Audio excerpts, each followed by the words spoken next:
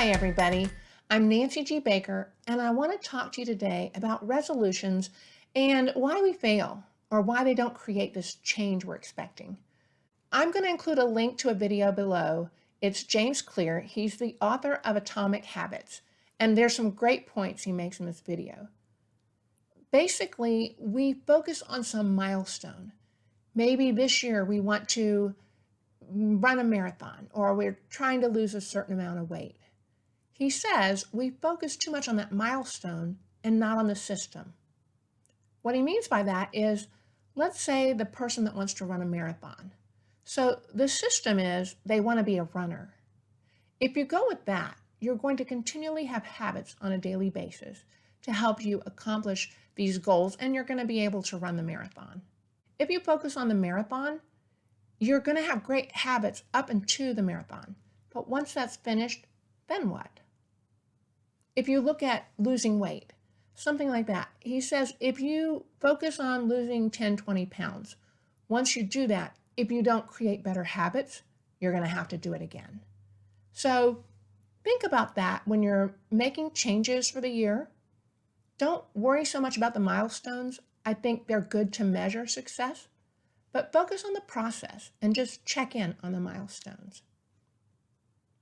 One of the things he makes a point of talking about is delayed gratification. So we do this with work. We go into work and we get a paycheck later. We do this with college, even retirement. We'll put in some work for a period of time and the payoff is later. So that's important when you look at the payoff of good habits. He says the cost of good habits is in the present and the cost of bad habits is in your future. So what he means by that, right now, if I go work out, if I haven't worked out in a while, I'm not going to necessarily feel good right after I work out. It's going to take a period of time, repetition, and after a certain amount of time in the future, I'll feel better. Conversely, if you look at something like eating a donut, if I eat a donut right now, I'm probably going to feel pretty good.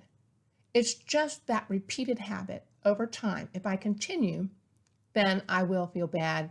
It could cost me my health. I could have additional weight. So the payoff is in the future. You're going to rob yourself of the future if you don't have better habits. If you need inspiration to create better habits for a better future, you can also read the book Atomic Habits. I'll include a link to a summary below, and even if you don't read the full book, I highly recommend you invest 10 minutes in that summary created by Productivity Game.